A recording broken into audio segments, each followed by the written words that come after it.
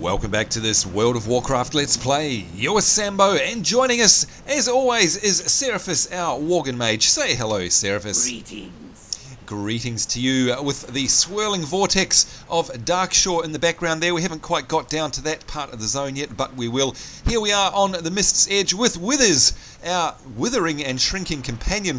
If you were with us in the last episode, of course, you'll remember we managed to pick him up.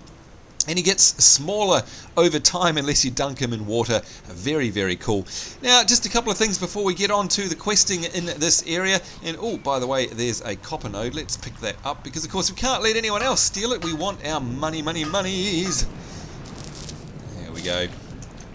Come on, let's get out of this water. There we are. Can we make the jump across there? Yes, we can. Oh, only to fall back down again. I'm the king of terrible navigation, aren't I? Whatever game I'm playing in, I seem to get into the wrong spots. Never mind.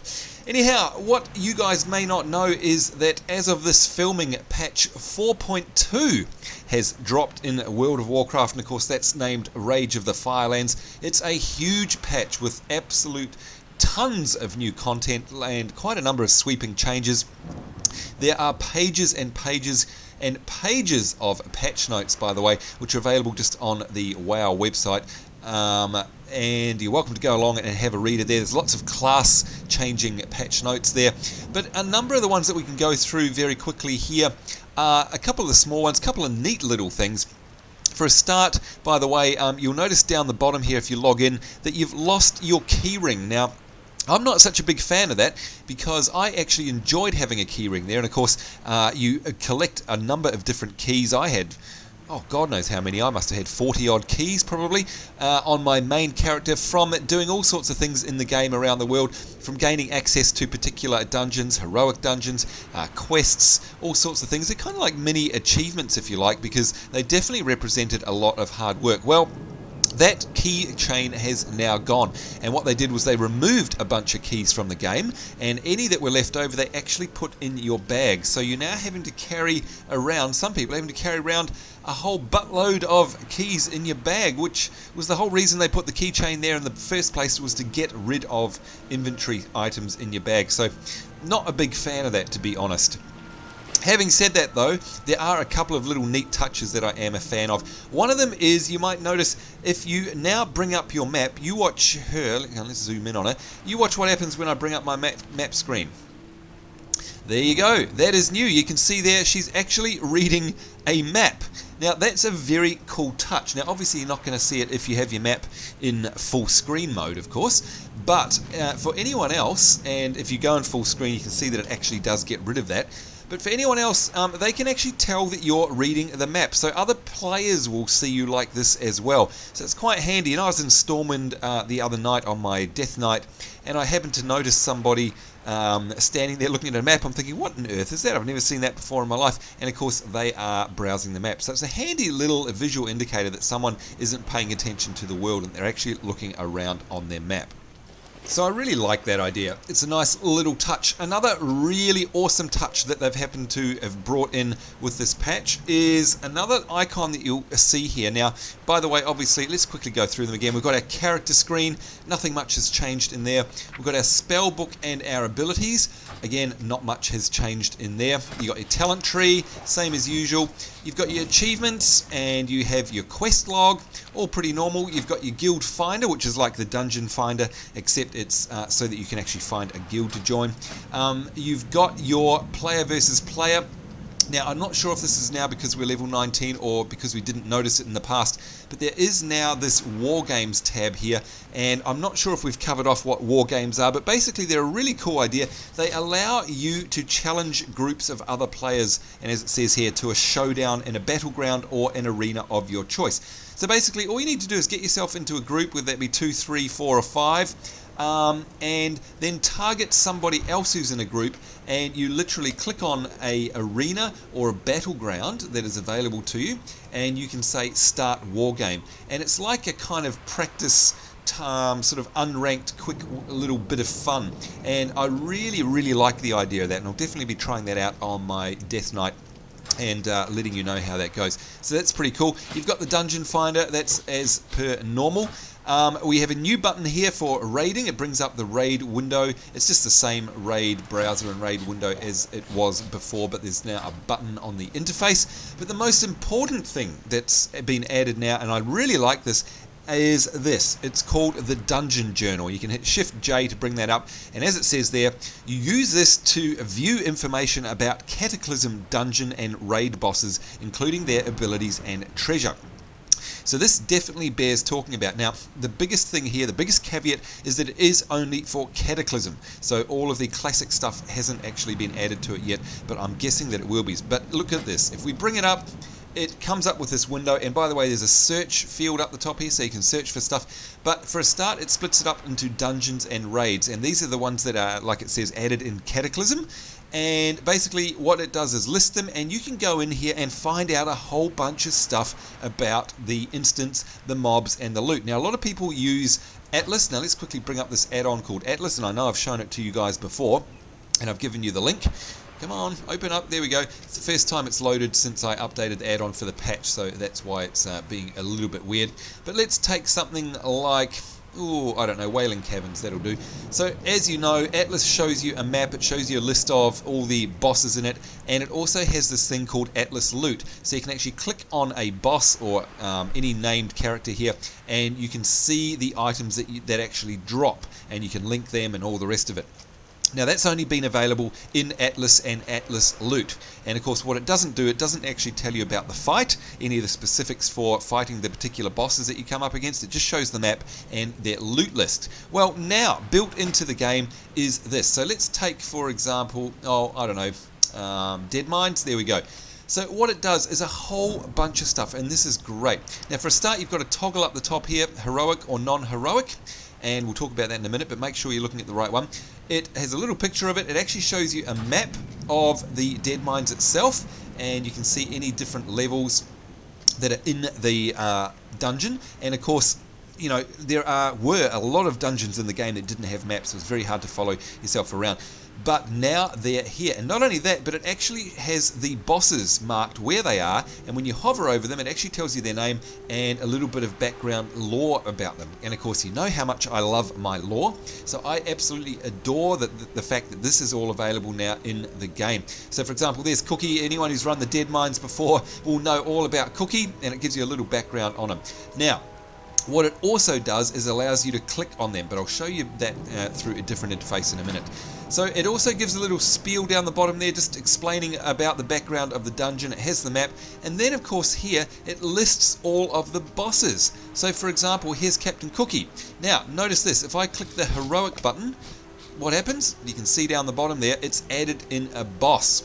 Okay, so what it does is it allows you to toggle between the differences between normal and heroic mode, and that's for the dungeons and the raids. So it's a fantastic tool because you can see what the difference is when you're going to, make that big choice of going in and running it heroic. Now, of course, we're looking at the Dead Mines here, so if we click on heroic, we can instantly see that it basically adds that mob at the end there, Vanessa Van Cleef.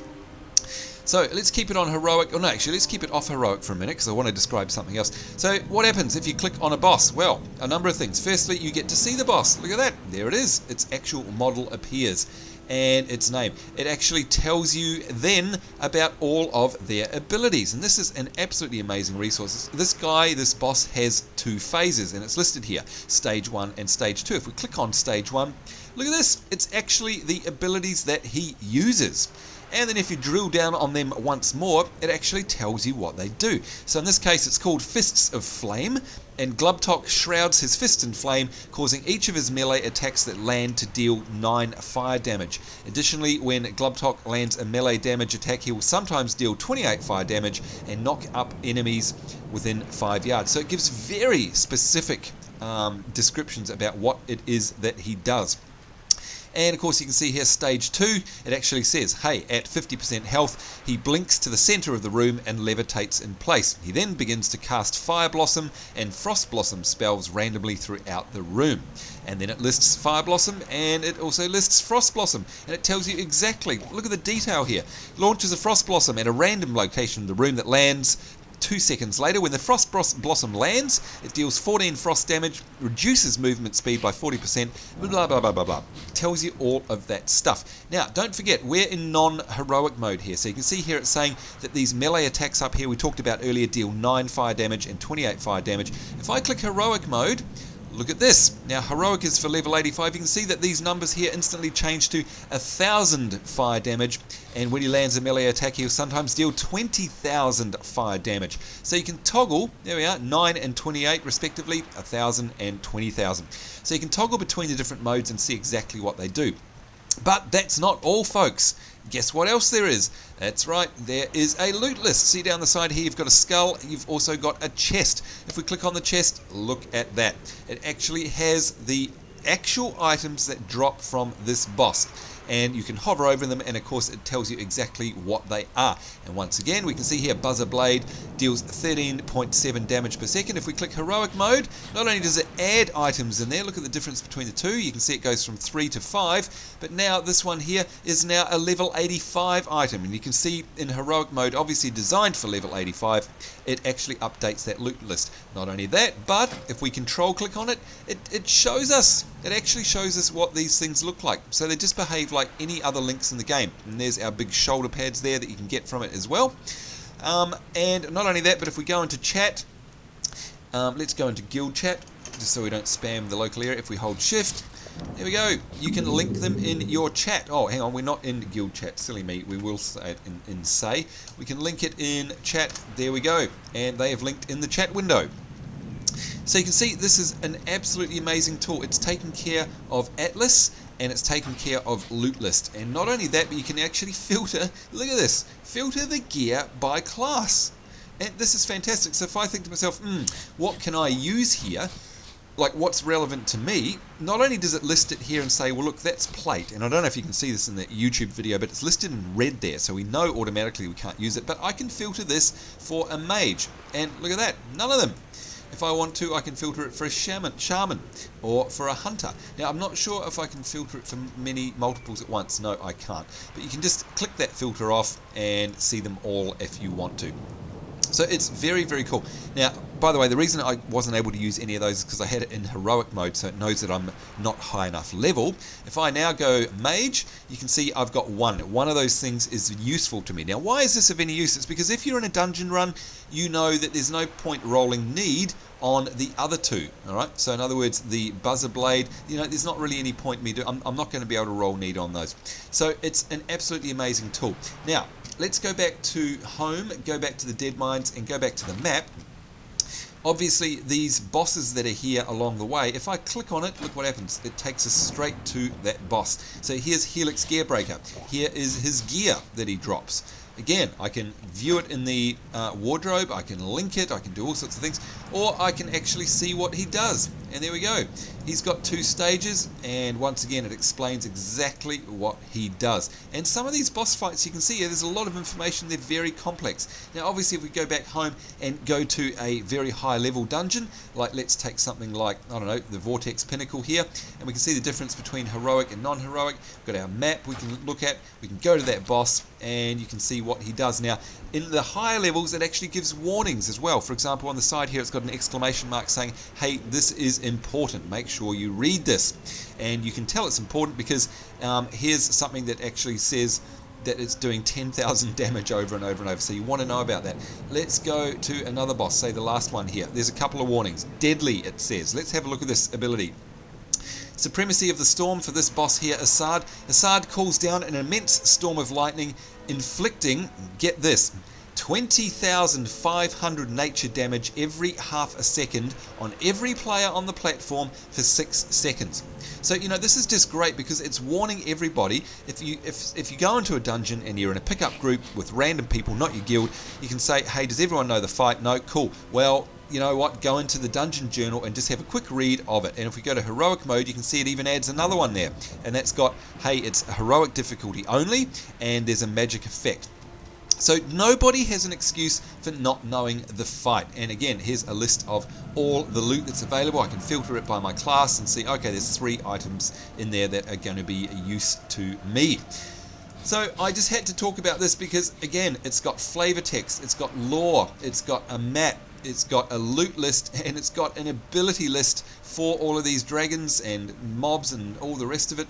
I just think it's absolutely fantastic. If we go to one, let's see if I can find one. I wanted to show you another one. Okay, here's one with a healer alert. So if you're a healing class, you know, this is calling out and saying, hey, you need to be aware of this particular thing. Let's go to look for another one. This has got a damage dealer alert. Alright, so there's something in there. So at least what you should do if you're a DPS class is at least read up on that so you know what's going on. Here's something, a tank alert. If you're a tank, let's read it. The incredibly massive weight of Throngus's mace decreases his movement speed by 70%, but increases his melee attack damage by 200%. So as a tank, you need to know that, and you need to pick up the aggro when he goes into that particular phase, etc, etc, etc. So I think, honestly, Blizzard, that is one of the greatest things you've ever added in. I love it, both for dungeons and raids. I wish you had it for all of the dungeons. I'm assuming that you're going to add it in for all the classic stuff. I hope you do. Excuse me, because that means we can finally get rid of Atlas and just run something natively. So there we go, folks. Sorry to talk for so long on that, but you know, that's just one of the smaller things that have happened in patch 4.2. It's an amazing. Oh my God! Look how small Withers has got. He's teeny tiny. Let's get him in the water and watch him as he grows back. Good Lord! Come on, back you come. Come on, Withers, grow. You're in the water. Gosh, maybe he gets to a point of shrinking where he doesn't come back. Ah, that would be bad. Maybe we actually have to be in swimmable. Ah, there we go. He's in swimmable water and he absorbs the water, growing back to full size. I do think that's a really cool little trick. Anyway, that's enough from us on patch 4.2. We'll cover off more and more of it in future episodes. Of course, there are lots and lots of changes. Loving it though, and like I said, a huge fan of this dungeon journal. Good game, Blizzard. Alright, now what are we doing? Speaking of journals, let's have a look in our quest log. We're against the Twilight Hammer. You may remember that we've got to pick up some Twilight plans. We've got to do the Tidal Spirit Soothes. We've done that. We also now have to slay High Cultist Azarin and 10 Twilight Fanatics in the Twilight Encampment, which is right nearby, by the way. And there we are, reading our map, so I love that. And, you know, again, he's called out there. He's a named mob. His death means a great deal to us, so we've got to get rid of him. So let's head into the Twilight Cultist Camp. We've got a hand in here because we did the soothing of these elemental tidal spirits there. So I think that's her that we have to hand into. In the meantime, let's just clear these mobs out. And again, we're pretty much way over level for these quests, so yeah, it's going to be a little bit easy. Nothing there for us. We want to take the one with the highest resale value. That would be it. Oh, and look at that. We got ourselves an achievement of level 20, and we also got ourselves an achievement of Giddy Up, which means learn the apprentice riding skill. Now, does that mean it's automatically been given to us? Let's have a look. We've got Running Wild. Oh, so we don't have to go and train it. That's very interesting. Okay, so it just appears, and we can see we've got a whole bunch of stuff has come up here in our log. We've got learned a new ability, apprentice riding. There it is. You can now learn to ride ground mounts, and you'll need to find a riding trainer for your race and purchase a mount. Now, of course, we have a built-in racial ability here called Running Wild, which allows us to drop to all fours and run as fast as a wild animal. So we actually don't need to go buy a horse or a night saber or anything like that. We're very lucky. You can see here that we got congratulations for getting to level 20, a nice achievement. We always love achievements. We learned a new ability called Arcane Blast. A new feature has been unlocked, apprentice riding and running wild. And I'm very happy. So we didn't have to go and train them, and I think that's a change. So it obviously just gives it to you. That means we can use it straight away. Very, very happy about that. And I'm also very happy about getting our achievements. Look at that. And we've got ourselves 130 achievement points. Right, so what I want to do is actually take our spell, which is Running Wild there, and that is our mount. We'll pop it up the top here, and we're going to test that out in a second. Let's have a look firstly at our spell book, and we'll see what new spells are available to us. Nothing there, nothing there. There we go. In the Frost Tree, we've got this new ability, Arcane Blast, so we'll have to head back to Lord Denel and train that up, because that is an incredibly powerful ability. Blasts the target with energy, dealing 102 arcane damage, which is a whole lot at our level. Each time you cast Arcane Blast, and this is the really cool thing about it, the damage of Arcane Blast and Arcane Explosion, now I don't think we have Arcane Explosion yet, no we don't, the damage of those two spells is actually increased by 10%. So there's a bit of an interaction going on there. Arcane Blast casting time is also reduced by 0.1 of a second, and Arcane Blast mana cost is increased by 150%, and that effect stacks up to 4 times and lasts 6 seconds, or until any arcane damage spell except Blast or Explosion is cast. So in other words, there's an incentive there to keep casting that, and it'll stack 4 times, and we get to reduce the casting time of it each time, and it increases its damage 10%. So you can do the math on that one and know that it will actually increase our damage of that particular skill and Arcane Explosion 40%, which is a huge amount. So very happy about that. Alright, let's see what this Running Wild looks like, shall we? We'll dismiss Withers for a moment. Let's dismiss him. Goodbye. And let's try this Running Wild. I've never got far enough on a walk to try it. Alright, there we are. We're on all fours. And look at that. We are off. Whee! And we're leaping through the air. Let's see what it looks like without it. So this is how fast we run without Running Wild, just so you can get an idea. And let's turn it on. Whoop. It's a cast, so you can't be running while you do it. And there we go. And we've got a buff up there, you can see. Increases ground speed by 60%. So, as I described earlier, that is actually giving us a 60% increase over our normal run speed. And of course, once we get to level 40, we'll get 100%. Too far away. Now, in the old days, of course, it used to be that we needed to wait till level 40 till we got that 60% run speed. So there's no complaining now. You get it super early. We're very lucky. And of course, as I said, it's going to be great to have because the zones are going to start getting very big. And we want nothing more than to be able to move around a little bit faster than the normal running. Anyway, let's get on with our questing because we're running out of time. We spent so much time yibby-yabbering in this particular episode. Again, I do apologise because I know you guys like the old combat, but you know, the new features that have come with this patch are very important. A lot of people will miss it, and you don't want to do that because you're missing out on a whole bunch of amazingly cool information. Especially, of course, if you're at a higher level and you're running the higher level dungeons, you really need to know what you're doing in terms of the abilities of the bosses and their different phases. And of course, very exciting that we got ourselves the running skill, or rather the riding skill. I'm very happy about that. And of course, if we can get our reputation up with other cities, for example Darnassus, let's hit U and go in here. You can see that we're honoured with Darnassus. We can actually go and buy a Night Elf mount as well, so very cool. Alright, one more of these fanatics slain to finish off this quest. And of course, don't let us forget that we have to go and train our new ability as well. So what we'll probably do at the end of this episode, because we've been promising to go to Darnassus for so long, we'll half there. Because look at our bags, we've only got like 5 slots free. We need to do training, we need to do some dailies, a whole bunch of stuff. Right, now, as usual, of course, we're looking for the skull on our map, because you might remember we've got this guy here, a named mob that we have to go and kill. You can either look at your map, and you'll see that he's just to the, what is he, to the northeast of us, or you can look on your map, map and see the skull icon, and that will of course always point out any named mobs. So let's deal with these little guys in the meantime, get them out of the way. Oh, and I can't wait to get Arcane Blast, by the way. Very excited about this.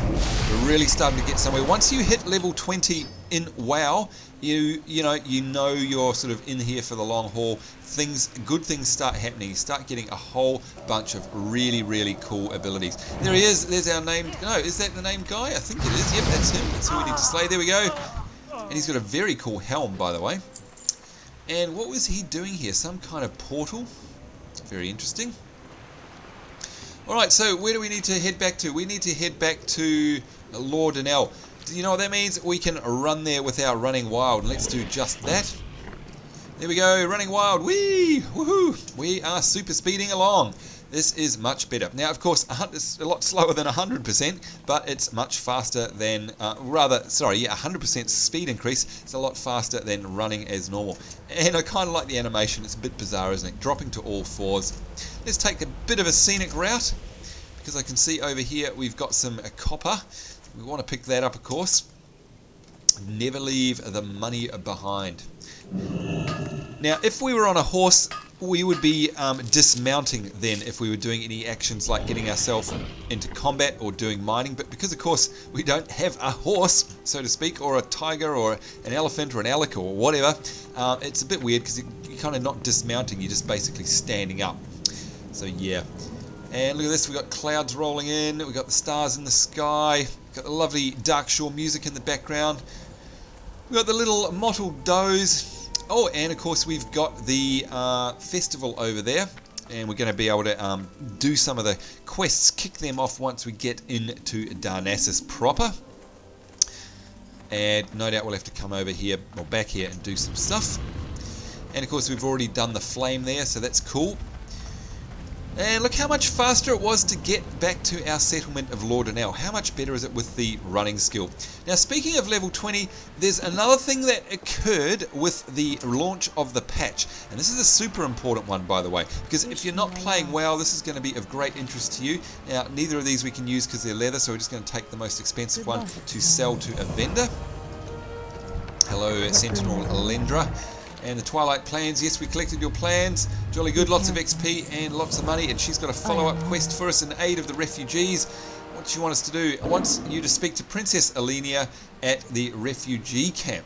Alright, so let's have a look where that is. Yeah, look at that. That's going to start taking us down into the centre of the zone. So that's obviously going to take us near the ruins of Old Albadine there. So it'll be very interesting to go there. We won't go there, though, until we've finished off our stuff. Now, what have we got? Oh, this is another thing we can do. Archaeology trainer and archaeology training. We'll have to go, we'll definitely pick that up, but we may have to go through the details of that in another episode because I do want to explain archaeology to you.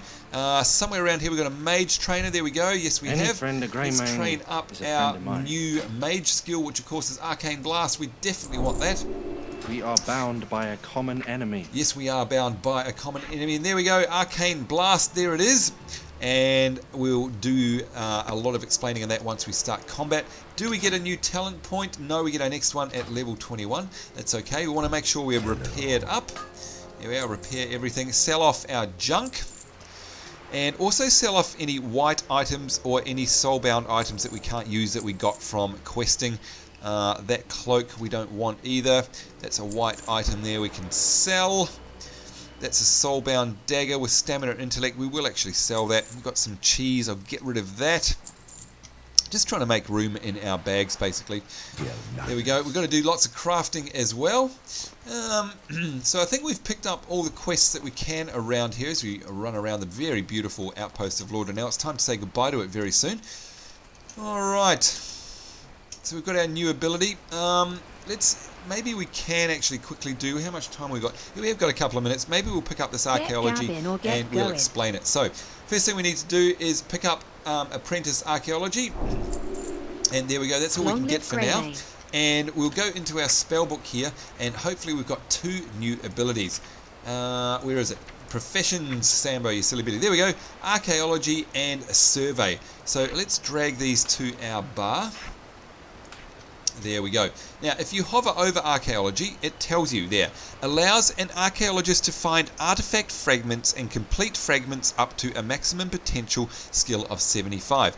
And the survey here, survey for archaeology fragments within a dig site. Each survey will direct you closer to the location of those fragments. Now, if you're saying to yourself, what on earth is going on? What are you talking about? I don't understand. Right, let's have a quick explanation of it. So for a start, if we look on our map, and yes, fortunately, look at this. Oh, there it is down there. It's turned, unfortunately, it turned grey. I'll have to leave it on the little mini-map. Hopefully you can see it there. There's a big red patch down the bottom there. And now on our map, we have this option here of showing dig sites. Okay, you can see it down here as well. Now you may be able to see it. It's grey, but it's just down here where I'm moving my cursor. You might be able to see it going on and off. And basically, if we hover over it, it's saying, if enabled, you'll be able to look at your map and see archaeological dig site locations. Now, what this means is, if we actually head down there, and by the way, if you go into different zones, you'll be able to see, oh, here we go, here's a good example. When you look at the continent level of the map, zoom right out, you'll see that there are these spades on the map. Now, by the way, these are random and they appear and they appear in different zones and different places all the time. So you can see some here, and they not only appear in different places within the zones, but they also appear in different zones, and they're all to do with our new skill of archaeology. And this is showing us where we can actually go, and you can see that they're the low level zones. All right, so in both maps, these are zones that are of our level. So it's not going to show any, for example, in Vashir here, because that's a much too high of a level of zone. But what happens is, you'll see here we've got this dig site. Now what we have to do is get ourselves down there, and if we do, we can use this survey tool. Now if I click on it, it's saying you can't use it here because you have to be within the borders of that dig site. And of course, once we get down there, I'll show you what happens. It basically drops a survey tool, and we'll go through that at the time. But if you click on this archaeology, and again, another great addition to the game, full of lovely lore snippets and information. It actually explains it here, and there's a couple of tabs. So it says, to recover artifacts, you need to collect artifact fragments. Fragments are found in dig sites, that's the red bit there, visible on your map. When you reach a dig site, use the survey, like that spade ability there, and your survey tool will indicate the approximate direction and distance to the cache of fragments. You can collect fragments 3 times in one dig site before you need to move to another one, so that's important to know. Once you have enough fragments, you can solve an artifact to learn a little more about Azeroth's past happy hunting. Now, what are you talking about with the solving bit? Well, if we go into here, you can see we've got a piece. Now, it's not going to show us anything at the moment, but once we do start surveying, we pick up artifacts, and it'll have a progress bar, and it'll say something like 1 of 30 dwarven fragments, or 1 of 30 troll fragments, or fossils, or a whole bunch of cool stuff. And it's a really, really addictive, gotta catch 'em all collectible type profession to have. And remember, you don't have to make a choice with this profession. It's part of the free professions down the bottom here, and of course they are, that we have all of now, first aid, cooking, fishing and archaeology. You don't have to make a choice like your main professions, in our case mining and skinning. But the only caveat is that it's only available at level 20. But yeah, you have this progress bar across here, and each time you collect a fragment from the dig site, it adds up on the progress bar. So it'll go 1, 2, 3, 4, 5, blah, blah, blah, all the rest of it. Once you get to 30 out of 30, you can actually solve that fragment and actually get to keep it. Now that fragment might just be a little silly item and a bit of lore text on it, which, again, I love, so I love collecting them. But sometimes you can actually get yourself useful items, and I in fact got myself a fossilized raptor because I was completing some fossils, doing digs for fossilized bones and all that sort of stuff, and I actually dug up a rare one, and it turned out to be a companion pet. So I've got a little fossil guy on my main character. Very cool. So I love doing this, and there we go, you can see them all here. All the different types of collections you can get at this point here. So we've got dwarves, and we've got Draenei, and we've got fossils and all sorts of stuff. So it's very, very cool. And up the top there, you've got your progress of your skill in archaeology. So once you turn level 20, I certainly highly recommend that you pick that up, because it's lots of fun to do. Alright, so what do we got here? We need to get ourselves back to Darnassus, folks. That is an absolute priority, because we've got so much to do. So let's do that before we end this episode. We'll get ourselves on the... should we fly there or should we hearth there? I think we'll probably hearth there. Let's do that. Here we go. Because that's going to get us there a lot faster, of course. And remembering too that your hearthstones have a 30-minute cooldown as well. So there we go, we've covered off so much in this episode, and of course so many of the new cool things that have dropped in patch 4.2. We've covered off the dungeon journal, we've covered off our archaeology, lots of neat things. But there was one more thing I did want to do as we end up here in Darnassus to wrap up this episode, and that is to say that they've changed a couple of things. For a start, if you already owned Vanilla WoW and just Vanilla WoW and none of the expansions, not the Burning Crusade, not Wrath of the Lich King and not Cataclysm, you have now been freely upgraded to have Cataclysm? Gosh, no, not Cataclysm. Burning Crusade. So go look on your vanilla World of Warcraft account, and you will notice a nice little surprise there. Courtesy of Blizzard, you've been basically given the next expansion, Burning Crusade, totally free. So that's one of the first things that you need to know. Now, by the way, what level of first aid? Remember, we were going to check our first aid to see what level we can level up. We need to get to level 80. So in that case, we do need to carry on making these bandages. So let's do that while I'm talking. Now, the last thing I want to talk about is the free trial. You all know that WoW has always had a 14-day free trial, which I think is pretty generous. Now what they've done is they've actually made the level 1 to 20 experience completely free. That's right, you heard me right. Level 1 to 20 in this game is now free to play. Okay, that's a momentous occasion in WoW. Now, there are restrictions if you're on a free-to-play character, and I can't remember what they all are, but there's quite a few of them. Like, you can't join a guild. I don't think you can join trade chat. You can't trade with players. There's a whole bunch of limitations, and that's, you know what, that's okay by me, because all it allows you to do is actually experience WoW with no time limit, by the way. Okay, that's the important thing here. You can take as long as you like, or cap out at level 20 and keep playing just for the social aspect of it, and never ever have to actually pay a dime. Okay, so that's a big thing. Not only that though, but they've included the ability, whoops, there we go, we've maxed out at level 75, we'll train that in a second. They've also included in that free trial the ability to roll a couple of Burning Crusade races as well. So you can also roll a Draenei, or you can also roll a Blood Elf. Sorry, their name escaped me for a moment, good lord. Blood Elf being the Horde, of course, and Draenei being the Alliance.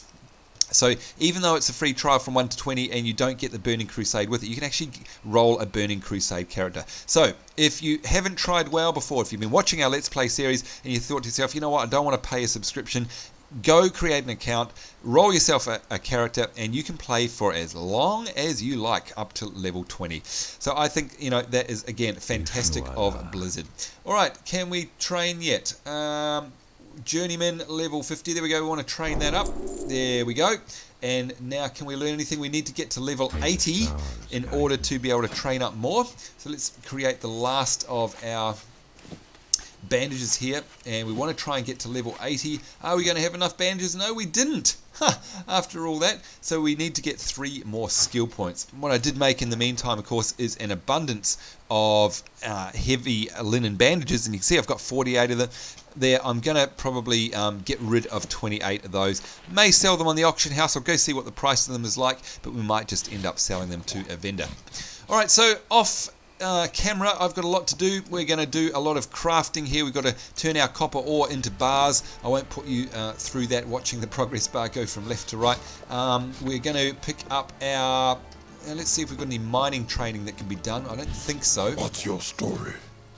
No, we need to get that up to 125, so not quite yet. But we do want to go over to... where is it? Here we are. The daily quest for cooking. You can see that's a cooking sign there. We'll pick that up. I'll run around and do that in between episodes as well. Ribs for the Sentinels. Oh, this is a new daily here. So maybe we'll actually do that on camera. One of my responsibilities is to film, how funny is that?